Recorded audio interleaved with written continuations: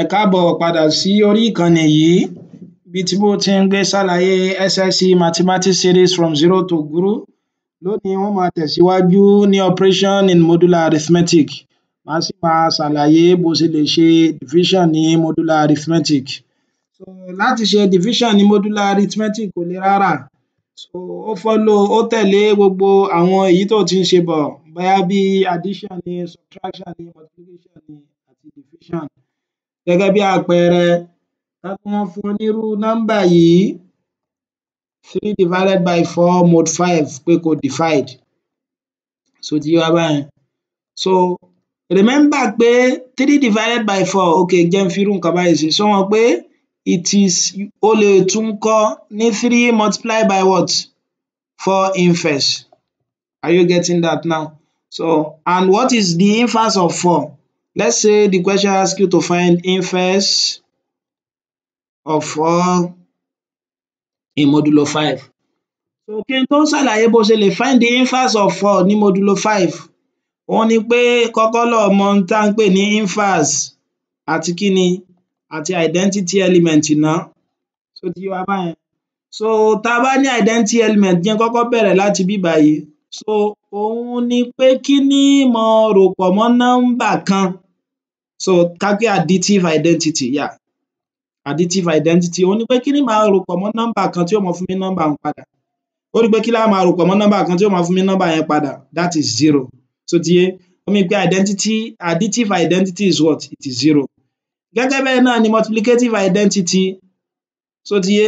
Multiplicative identity ó máa jẹ́ kí ló máa multiply pọ̀ mọ́ nọ́mbà kan tí ó máa fún mi ní nọ́mbà un padà. Kí ni màá multiply pọ̀ mọ́ a tí ó máa fún mi a padà? Ṣó mọ̀ pé 1 ni. Kí ni màá máa multiply pọ̀ mọ́ 2 tí ó máa fún mi ní 2 padà? Ṣó mọ̀ pé 1 náà ni. Ṣó ti yé báyẹn? So tá bá sọ pé inverse, so o lè generate inverse yẹn pẹ̀lú nǹkan báyìí. Condition inverse ni tó bá jẹ́ pé additive inverse ló fẹ́ wá, òhun ni pé kí ló máa rò pọ̀ mọ́ nọ́mbà kan o tí ó máa wá fún ọ ní identity, additive identity. That is kíní máa rò pọ̀ mọ́ a tí ó máa fún mi ní 0 which is additive identity mi. Ṣó mọ̀ pé ìyẹn ni kíni o? Òhun ni minus a. Gẹ́gẹ́ bẹ́ẹ̀ náà ni pé kíni mo máa rò mọ́ 2 o tí ó máa fún mi ní 0 which is identity element under addition. Ṣó mọ̀ pé òhun ni kíni? Minus 2. So gẹ́gẹ́ bẹ́ẹ̀ náà ni under multiplication. So what is the number you are going to multiply by a to give you multiplicative identity which is 1? Nọ́mbà wo la máa multiply pọ̀ mọ́ a tí ó máa fún wa 1? Ṣó mọ̀ pé kíni o? 1 over a ni àbí? So gẹ́gẹ́ bẹ́ẹ̀ náà ni kíni o? Gẹ́gẹ́ bẹ́ẹ̀ náà ni tí n bá ní 2 kí ni màá máa multiply pọ̀ mọ́ 2 tí ó máa fún mi ní 1 padà? So òhun náà ni 1 over 2. So now we now want to find inverse of 4 modulo 5. Kò le rárá pẹ̀lú ohun tí mo ṣàlàyé síwájú níbí bàyìí. Yóò máa jẹ́ pé kíni màá máa multiply pọ̀ mọ́ 4 tí ó máa fún mi ní kíni o? Tí ó máa fún mi ní 1 ní modulo 5. Ṣó ti yé?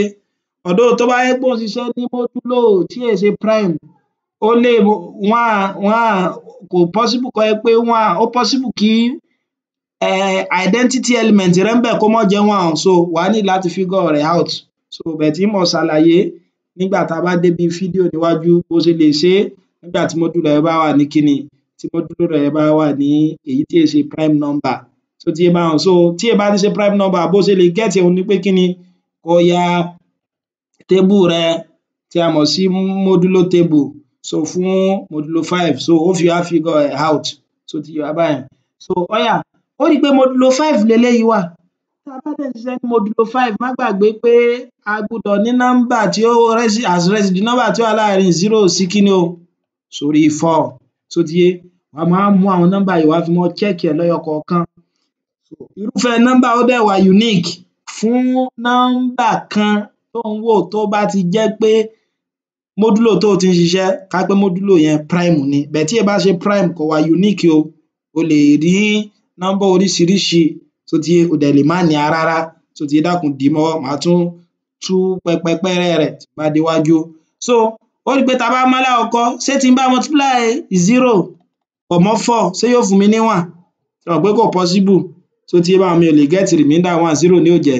Ṣé tí n bá multiply 1 pọ̀ mọ́ 4 tí n bá multiply 1 pọ̀ mọ́ 4 ṣé yóò fún mi ní 1? ó rí pé 4 lòun náà ó jẹ́ tí n bá multiply 2 pọ̀ mọ́ 1 ńkọ́ ṣé yóò fún mi ní 1 sọ pé 8 ní modulo 5 yóò dẹ̀ sì mọ́ jẹ́ kí ni 1 remainder 3 ó rí pé 3 ní but 1 là ń wá okay bó ni 3 ńkọ́ so tí n bá multiply 4 by 3 sọ pé 12 ni ní modulo 5 ńkọ́ kí ni ó mọ jẹ́ that's 2 remainder 2 possible so okay what of 4 times 4 ńkọ́ yóò jẹ́ 16 tó bá gbé lọ sí modulo 5 yóò jẹ́ 3 remainder 1 ó mean pé nọ́mbà tó jẹ́ pé tá bá multiply rẹ̀ pẹ̀lú 4 yóò mọ fún wa ń wá òun ní kíni o òun ní 4 so ti yé wa báyẹn so ó mean pé inverse of 4 in mode 5 is equal to what is equal to 4 mo bó yé wa so tí yẹn bá yé wa jẹ́ tún fún ọ ní àpẹẹrẹ mìíràn bó ṣe lè find inverse of 5 in mode 7 so ìdí tó jẹ́ mọ́ ṣé òun ni pé yóò wúlò fún wa bí àwọn eléyìí tá ṣe tó ń bọ̀ má gbàgbé pé inverse mo ní kíni o 5 times òun ni pé kí ló bá multiply pọ̀ mọ́ 5 tí ó mọ fún mi ní kíni 1 ní modulo 7 mo sọ fún ọ mọ́ gbàgbé eléyìí ó jẹ́ bẹ́ẹ̀ tó bá jẹ́ pé modulo tó ti ń ṣiṣẹ́ ó wà prime ó jẹ́ prime number kí làwọn prime number nọ́mbà tó jẹ́ pé factor méjì ló mọ́ ní nọ́mbà gangan fúnra wọn àti 1 tó bá ní bí modulo bí 4 6 8 tí è ṣe prime number ó lè ní ju ọyọ kan lọ so ti yé báwọn ó sì lè mọ́ ní rárá so ìdí tí mo fi ṣàlàyé ni pé irú eléyìí tó bá ń ṣe eléyìí tó jẹ́ pé prime ni àwọn modulo wọn ìgbàkígbà tó bá ti lè get number tó satisfy rẹ̀ kò nídìí kó tẹ̀síwájú mọ́ ó rí pé tó bá wo alákọ̀ọ́kọ́ tí mo ṣe yìí níbi nọ́mbà ìgbẹ̀yìn pátá tí ń ṣe 4 ibẹ̀ mo tó mọ nọ́mbà tí ń ṣe so ibẹ̀ tó lè mọ ṣe lọ́gbà mi tó jẹ́ pé alákọ̀ọ́kọ́ tó ṣe ibẹ̀ ló ti mọ nọ́mbà tó jẹ́ ó dúró ńbẹ̀ náà ni ibẹ̀ tí ì bá ṣe prime o gbọ́dọ̀ ṣe gbogbo ẹ̀ tán torí ó súnmọ́ kó jẹ́ pé ó ní tí ó jọyọ kan lọ tàbí kò tiẹ̀ mọ́ ní rárá so ti bàbá wa yà sọ pé modulo 7 ládẹ̀ sí ń ṣiṣẹ́ residue mi ó mọ jẹ́ kí ni o 0 1 2 3 4 5 6 àbí o gbọ́dọ̀ ní 7 o dẹ̀ gbọ́dọ̀ ní tó ní ju 7 lọ ó yá kí ló yẹ pé mo multiply pẹ̀lú 5 tí ó mọ fún mi ní 1 ó yẹ já mú 0 ṣé 5 times 0 sí yóò fún mi ní 1 kò possible 0 ni ó jẹ́ 5 times 1 ńkọ́ 5 mà ní so ti yé so 5 times 2 ńkọ́ 10 níbẹ̀ torí pé modulo 7 láti ń ṣiṣẹ́ wàá divide ẹ̀ yóò kù kí ni 1 remainder 3 so ti yé bẹ̀ kí ni là ń wá èyí tó jẹ́ remainder 1 là ń wá òun náà ò ṣeé ṣe wàá tún mú 3 so that is 15 divided by 7 yóò máa jẹ́ kí ni o so sọ pé 7 times 2 14 yóò jẹ́ 2 remainder 1 ó mi pé so in tá multiply pẹ̀lú 5 tí ó mọ fún mi ní 1 òun ni 3 ní modulo kí ni o ní modulo 7 so ó wá conclude pé therefore inverse of 5 in modulo 7 is what is 3 ìjẹ́ tí eléyìí bá yé wa ẹ jẹ́ n wá fún wa ní àpẹẹrẹ eléyìí tó kó gbogbo àwọn tá a ti ṣe sínú papọ̀ so kí n tó mú àpẹẹrẹ ìgbà tí ò ní jẹ́ prime wá so gẹ́gẹ́ bí àpẹẹrẹ simplify the following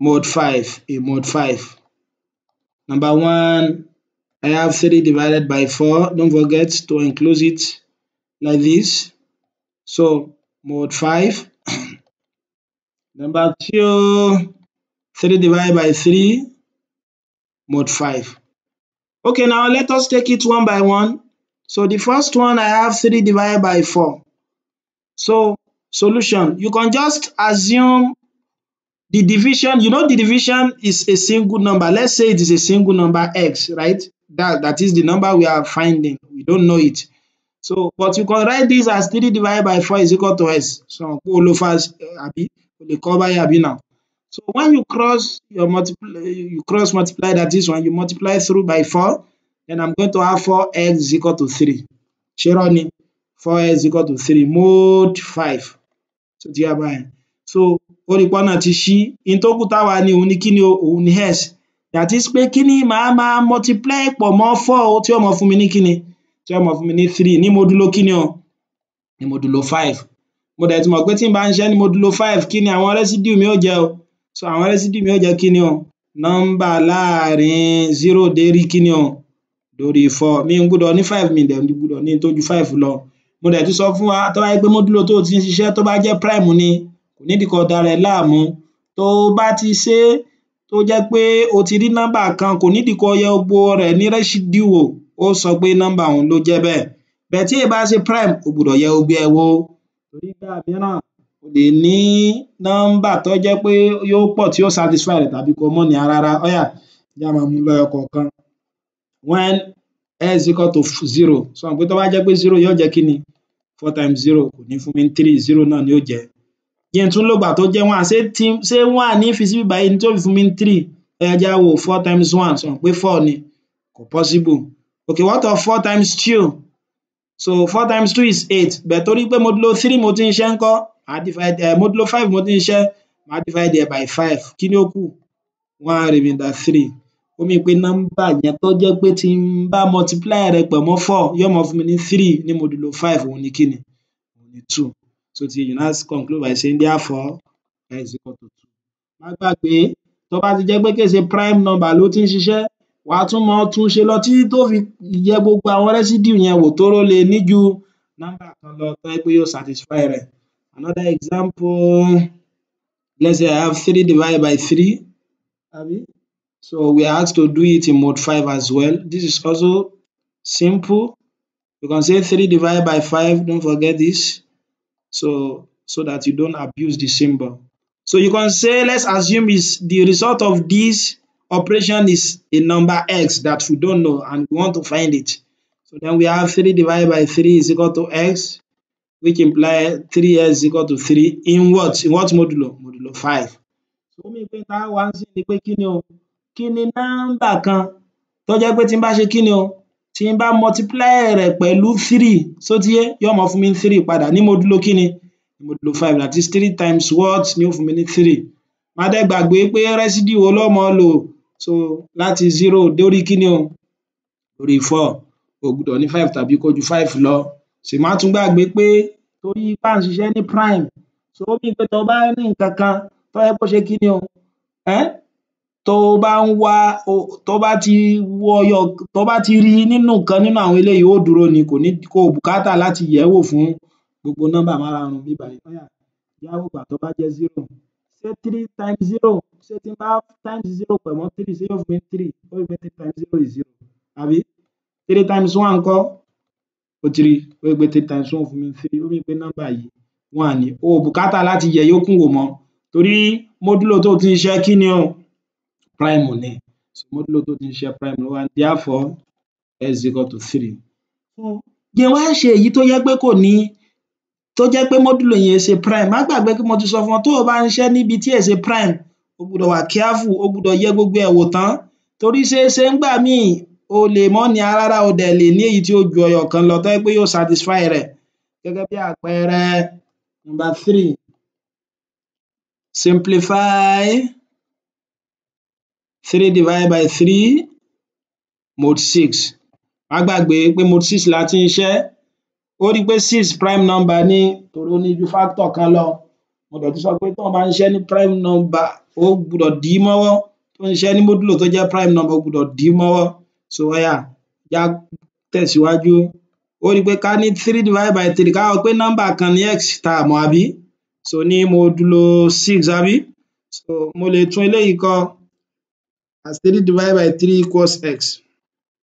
Tó bá multiply through by 3 yóò máa jẹ́ 3x, or kó pè ní cross multiply tẹ́ ẹ̀ máa ń sọ, 3x equal to 3 mode 6. Ó máa wá wá ìtumọ̀ rẹ̀ ní 3x over 3 ni pé kí ni nọ́mbà kan o tó jẹ́ pé tí n bá multiply pọ̀ mọ́ 3 yóò máa fún mi ní 3 padà ní módúlò kí ni o? Módúlò 6. So ti ó yá á wá wá nọ́mbà wọn. So má dẹ̀ gbàgbé pé ní módúlò 6 àwọn residue tó ní òun làwọn nọ́mbà 0, 1, 2, 3, 4, 5. Ó máa yẹ àwọn nọ́mbà yìí wò lẹ́yọ kọ̀ọ̀kan. Mo dẹ̀ sọ fún ọ pé tó bá kọ́kọ́ rẹ́yọ kan ò ní dúró bó jẹ́ pé prime ló ti ń ṣiṣẹ́, o gbọ́dọ̀ check gbogbo wọn pátápátá.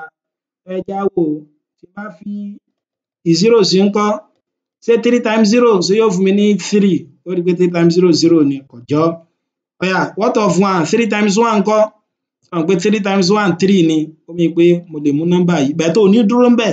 ká pé módúlò tó ti ń ṣiṣẹ́ prime ni o lè dúró o lè mọ́ tẹ̀síwájú mọ́ ó yá á tún ṣe ká pé 3 times 2 ńkọ́ 6 àbí 6 ní módúlò 6 that's 1 remainder 0 it is 0 torí módúlò táwọn wá ní 0 ni ó yá 3 times 3 ńkọ́ so that is 9 9 divided by 6 kí ni ó fún ọ so that's 1 remainder 3 so which is equal to 3 àbí eléyìí náà ọjọ́ ẹ̀tọ́ ò ní dúró ńbẹ̀ ó tún tẹ̀síwájú 3 times 4 that is what 12 tó ti yé ó rí pé módúlò ó ti ju módúlò 6 lọ wàá tún divide there by 6 that is 2 remainder 0 so eléyìí jẹ́ kí ni 0 wàá tún ṣe lẹ́ẹ̀kẹta èyí tó kẹ́yìn 3 times 5 that's 15 divided by 6 so yóò jẹ́ 2 remainder 3 so ó rí pé 3 leléyìí náà so ó rí pé nọ́mbà mẹ́ta ló yẹ kó satisfy rẹ̀ so mí pé ẹsẹ̀ rẹ̀ ó máa jẹ́ kí ni o your s will now be equal to 1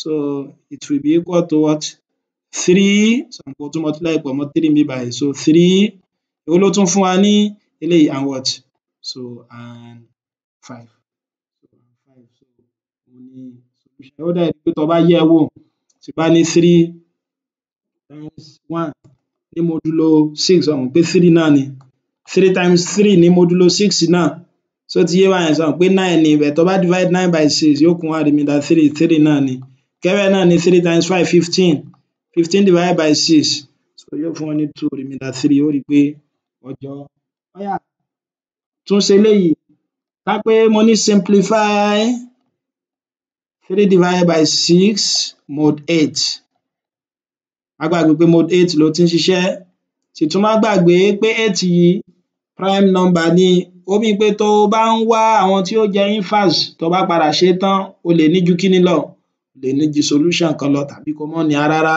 dákun dì í mọ́wọ́ tó bá jẹ́ pé prime ni tó bá ti rí solution kan so ó ṣe kíni ó dáwọ́ yòókù dúró má gbàgbé bí mo ṣe ń sọ mo lè sọ pé 3 divided by 6 is like having a number x àbí so in mode what in mode 8 tá a mọ̀ tá a sì fẹ́ wá pé ilé ó jẹ́ 3 divided by 6 is equal to x which implies 6x equal to 3 in mode what in mode 8 so ìtumọ̀ rẹ̀ ni pé kíní máa multiply pọ̀ mọ́ 6 ní mode 8 tí ó máa fún mi ní kíni tí ó máa fún mi ní 3 wàá wo gbogbo àwọn residue rẹ̀ má gbàgbé pé residue 6 ní modulo 8 òun ní kíni o we have 0 1 2 3 4 5 6 7 so wàá check gbogbo àwọn nọ́mbà yìí wò lọ́yọ kọ̀ọ̀kan bóyá yóò jẹ́ bẹ́ẹ̀ ó yá jẹ́ máa mú lọ́yọ kọ̀ọ̀kan ṣé 6 times 0 ṣé yóò fún mi ní 3 6 times 0 rí pé 0 ni kò lè fún mi so 6 times 1 ńkọ́ sọ pé 6 ni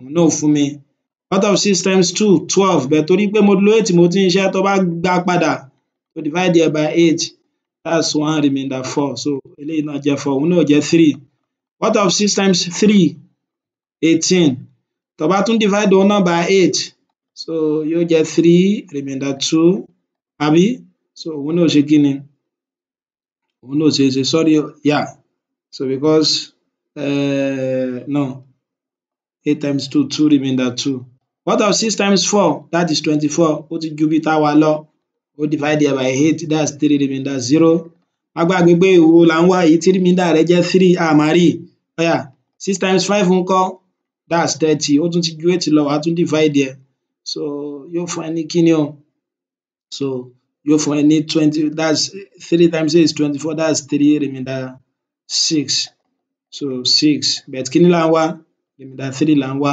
what of 6 times 7 sorry 6 times 6 that's 36 divided by 8 yóò fún ọ ní 4 remainder 4 kò tún jẹ́ kíni o kò tún jẹ́ 3 and lastly 6 times 7 that's 42 and 42 divided by 8 so kíni ó mọ fún mi 5 remainder what so remainder 2 ó rí pé tó bá wo gbogbo ohun tá a ṣe yẹn kò séyìí tó jẹ́ pé tí n bá multiply rẹ̀ pẹ̀lú 6 yìí mo get 3 as remainder so then we conclude adequately that this is what no solution so tí ẹ má gbàgbé dì í mọ́wọ́ o lè ní no solution tó ti yé báwọn tó bá jẹ́ wípé kíni o módúlò tán fún ẹ tó ti fẹ́ ṣe division ó jẹ́ èyí tí è ṣe prime number o dẹ̀ lè ní ju solution tó ju ẹyọ kan lọ Tó bá jẹ́ pé tí èsè prime number ni o bùkátà láti dára rẹ láàmú, so ọyọ̀kan tó o bá kọ́kọ́ rí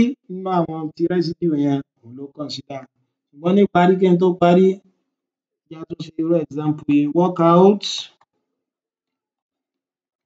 the square root